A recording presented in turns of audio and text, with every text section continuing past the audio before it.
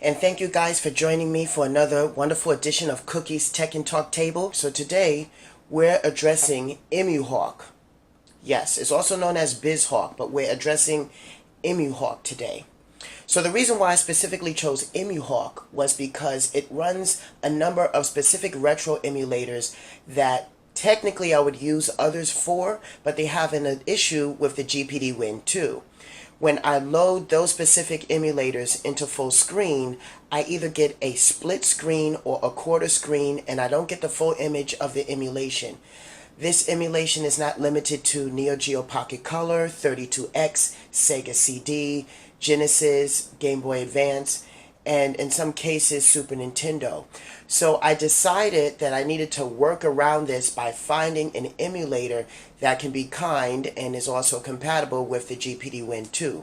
As a side note, this is also an issue that has taken place with the first edition GPD WIN, where you will put specific emulators like K-Fusion or Gens Plus into full screen mode, and you would get it in portrait mode, and then if you tried to change it from portrait mode, it would go back into landscape, but still you would get half a screen. So today we are specifically talking about and addressing Emuhawk for the various emulation that I decided that was best for the GPD WIN 2. Now this is what I've discovered. I'm quite sure there are other discoveries out there. Please leave a comment on this video if you have any idea how to work around the portrait landscape split screen emulation mode with a lot of the older emulators where you just can't get all of the screen. And don't get me wrong, those older emulators are great and they work perfectly in window mode. It's just when you go into full screen, they tend to have some graphical issues. So I'm just going to touch my GPD WIN here so it doesn't go to sleep. There we go. So, and now, as you can see, I have it hooked to my Asus gaming monitor like normal. So I'm just going to zoom in because I'm going to be doing some examples today. The beauty of Emuhawk. So let me just zoom in here like this a bit. Get this squared up with my gaming monitor. I want to make sure that this is as clear as I could possibly get it. Okay. So this I have to work for right now. Okay, let's hop right into this. Okay, so more specifically and more clearly, what am I using Emuhawk for? I am using Emuhawk right here. I'll shut down the internet right here. Okay, I'm using Emuhawk specifically for 32X, Genesis, Sega CD, Sega Saturn, Sega Game Gear, Neo Geo Pocket Color, and I believe that is about it. So let me exit out of full screen here. Alt Enter. Okay, there we go. However, Emuhawk runs very specific to like RetroArch, where it functions on getting the cores of various emulation or perfected emulators that are considered popular, like SNES 9, ZNES that runs SNES console emulation, PC Engine, Nestopia, 3DO, N64. Specifically, I like Emuhawk for Sega Saturn because I found it to have a better user experience than another emulator that's pretty good but has poor user experience known as Mednafin. So with these separate emulators here, I use these specifically, including the Emuhawk, because I like to have specific emulators for each different console as I port them through Launchbox and Big Box, which work in tandem with all the emulators down here. But for this specific video, I'm just going to keep to Emuhawk. I will address Launchbox and Big Box in a later video so I could go more in depth. Now, so you know, in my previous video where I talked about various applications or essential applications and programs, I left like a mega upload link to where free downloads can be obtained from my collection. I will be updating that with the information that I have here. So anybody looking to have a complete version of Emuhawk without having to look for the cores and the BIOS files for, like, say, Sega CD or Saturn and PlayStation, I will have all of that in the uploaded link and it will be updated immediately upon uploading this video. The user experience of Emuhawk is amazing. You know, like I said, it functions off of cores very similar to RetroArch. And the firmwares from which I went into the config right there lets you know every single emulator in this list that it supports. So of course, NES, SNES, PC Engine, Atari, ColecoVision, Game Boy Advance, Lynx, Atari, the handheld, Intellivision, Commodore 64, Saturn, Genesis, etc., etc. Even accommodates some computer emulation like the Apple II and the Odyssey II. I have Object Dock right here, as you can see at the bottom, and when I touch screen Emuhawk with my finger, it'll come up again. One of the nifty features about this emulator is that once you have GPD WIN 2 in controller mode, it automatically recognizes your controller configuration, and you don't technically have to change the controller or remap the settings unless it's a specific mapping that suits your purpose depending on the emulator, depending on the emulation you're trying to emulate. Sorry, let me rephrase that. So I'm going to go right into an example while I'm talking here. There we go. So let's open up a ROM. So I'm going to go into Saturn first. Like, I really love the emulation on Sega Saturn. Like, I truly do. And in these folders, I keep my ROMs here. You know, Neo Geo Pocket Color ROMs are here. My Game Boy, Game Boy Advance, Game Boy Color, Game Boy Black and White. Those have their files. And then my Sega ROMs and ISO collection, when I click into there, then of course, everything Sega related, with the exception of Naomi and Sega Dreamcast, which I have working emulators that work well with this system, going through a different application interface. So I'm going to go into Saturn ISO. And I don't have too many Saturn CDs because there's only specific ones that I really like. I don't need to have the full collection. So I just want to quickly notice, Saturn is always still a work in progress no matter what emulator that you use, whether it be SSF or Yabause. It depends on how you rip the ROM. I'm going to go with this one right here. How you rip the ROM, and let's see here. And also the given settings that you use for when setting up the emulator. Okay. So I'm waiting for this to load right now. Okay. Oh, wait. So that's one thing. I'm glad I made that mistake. So you want to make sure you choose the Q file instead of the bin file. So I chose the wrong file right there, because when you rip your files, they'll come, when you do ISOs, they'll come either with the bin and the Q. So you want to make sure that you select the right one. So let me go back to Saturn ISOs, go back to Pretty Fighter. I'm all about my fighting games. Let me choose the bottom one this time. Okay. Wait for that to load. Okay, there we go. So you want to make sure you choose that Q file, not the bin file. Otherwise, you'll get that error message that you just saw a second ago. So when I put this into full screen, I get full screen capabilities right here without any slowdown, without any issues. Now, once again, I said it depends. It's ISO by ISO basis. Depends on how well you rip the ISO, if the game is compatible, because Saturn still to this day is a work in progress. It's such a complicated emulator to emulate, or such a complicated console to emulate, that to this day it still has some issues. So let me press enter here. I didn't press enter.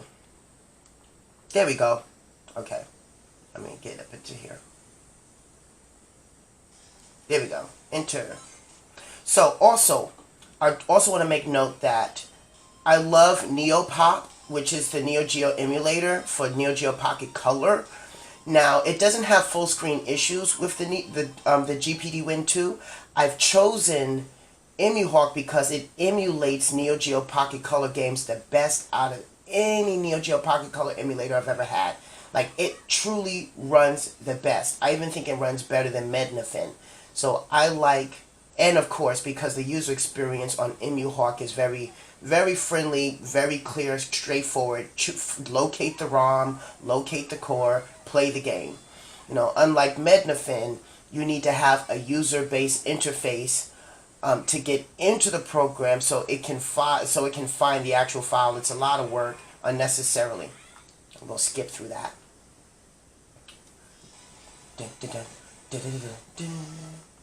Okay, so with this specifically, you know, this game runs perfectly. Okay. Okay. Okay.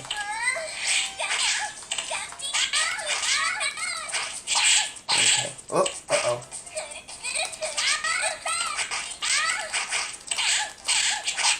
Uh-oh. Oh, she's kicking my ass.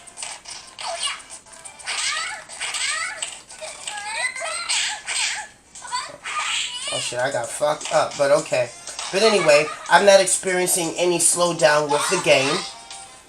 And I'm gonna try another game. Let me exit out of this one.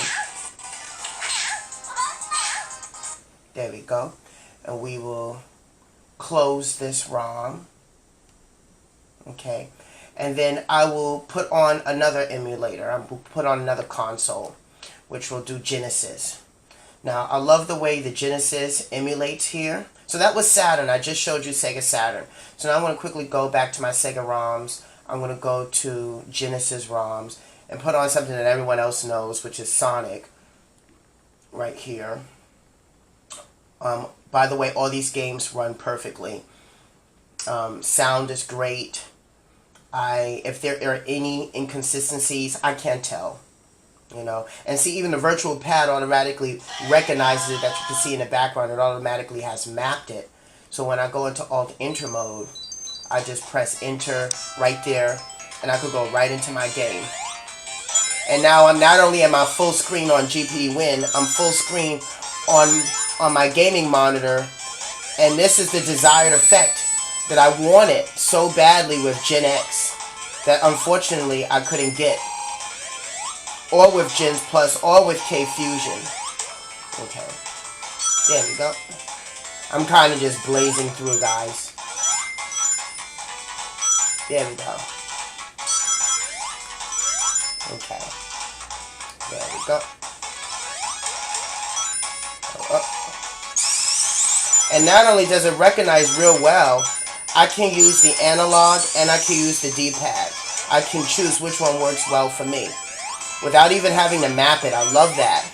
I wish all emulators worked like that. So, kudos to Emuhawk for having that feature. So I'm going to Alt-Enter again. And then I'll choose another emulation going on here. We'll close this ROM. I'm surprised my finger is reaching all of these tabs accurately. Normally I have issues trying to reach the tabs. So one last highlight I kind of want to mention here is Neo Geo Pocket Color ROM, and then I'll go into a Game Gear ROM, and then I'll talk about the various settings that I used. So I'm just going to pick a random ROM here. I haven't named the folders yet, unfortunately. There we go. And then I'll Alt-Enter. And even in full screen mode, it just looks gorgeous. So this is Samurai Spirits 2. And unfortunately, Neo Pop doesn't run this cool. And Shiki's my favorite female character. I think this is Bust. I think this is Slash. I want to go with Slash. Okay. Of course, it looks extremely pixelated on the gaming monitor, but it looks like a beauty on in the handheld mode because it was a pocket game anyway. Uh-oh. Uh-oh, what happened here? I can't get him. He's jumping. Damn. Okay, well, I won anyway.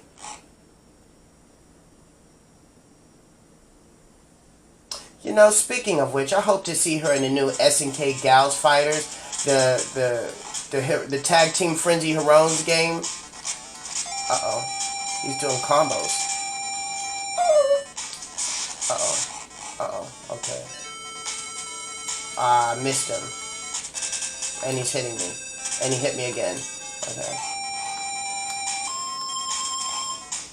Okay, how come I can't hit? Okay.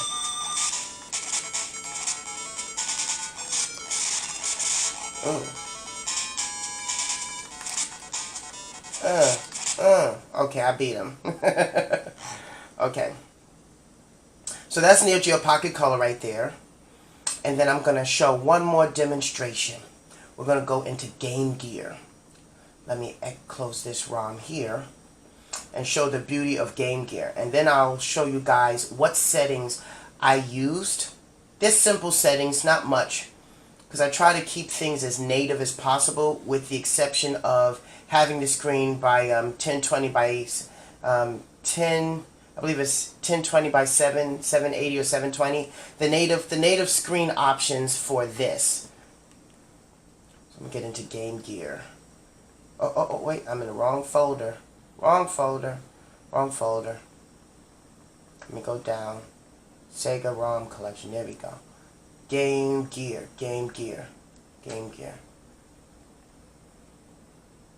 Okay. Let's see, which one do I want? I'll choose another Sonic game. Here we go. Sonic and Tails 2. There. See, and it just automatically mapped in the back. Put this in. And on full screen, still no issues.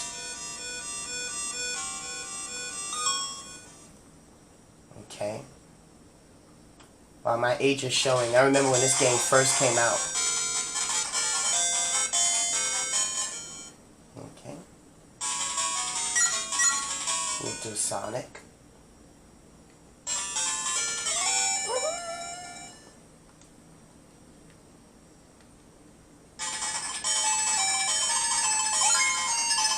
And same thing here, I could use either the analog stick or I could use the D-pad. In this case, I'm using the D-pad. Okay. Ooh. Ooh.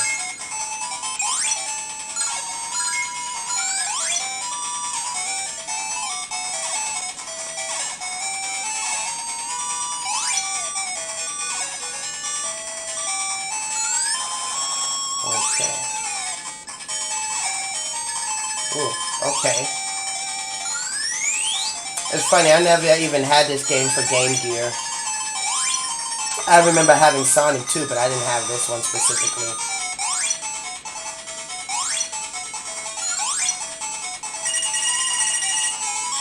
Okay. This is cool.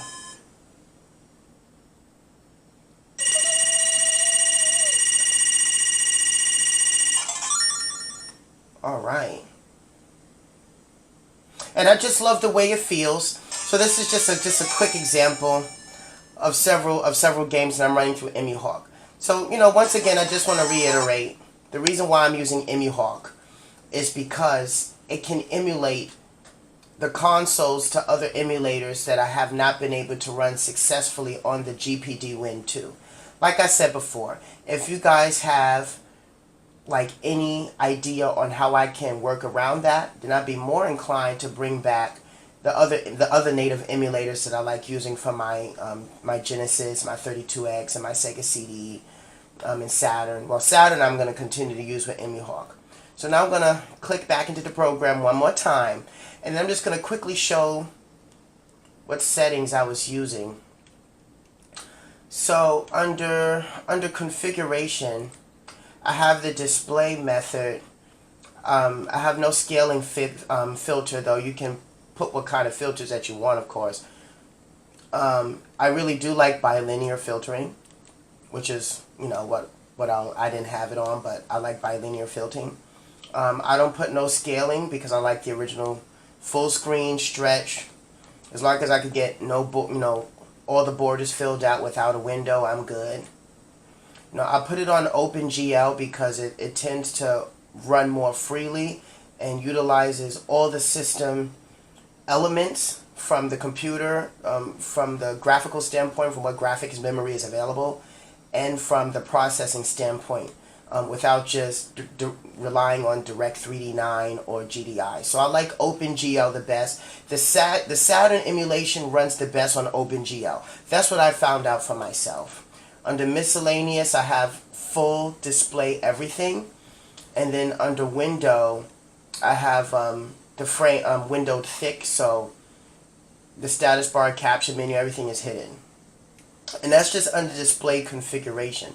And everything here is under the config tab, because you see there's file, emulation, view, config, tools, help.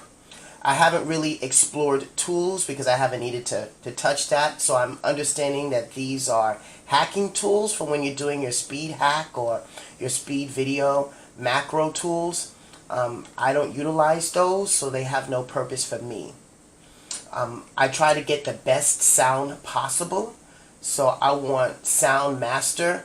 Now, if you saw my previous video, I talked about the DFX Audio Enhancer, which was one of the applications that I highly recommended that aided in upping the sound quality to the GPD, the first gen and the second one, because it raises the volume and it enhances it, because I feel the volume can be a bit too low. That being the case, DFX speakers will show up in the sound configuration. And as a side note, DFX speakers configuration audio enhancer will show up with all your other emulators when you go into their config modes as well. So I choose this because it also does enhance the audio, and then you get the X Audio 2 here output, which sounds beautiful when you have a nice, decent pair of headphones. Back into config. Let's see here. The paths, of course, is where the ROMs and the ISOs are at. The firmwares is where you're going to direct the cores. So you want to make sure that your cores are in the right location. And everything is already packaged for you when you see in the download link for this emulator. Unfortunately, I can't provide the ROMs, but I'm quite sure you guys out there that are looking at this video know where some ROMs are at. And then that's about it here. So I want to say thank you for joining me for this edition of Cookie's Tech and Talk Table, and looking at my explanation as to why I chose Emuhawk, right here, to run specific retro console emulation. Only because, and I repeat one more time, only because the ones that I natively use have issues running in full screen. Okay, thank you for joining me, and I'll see you next time.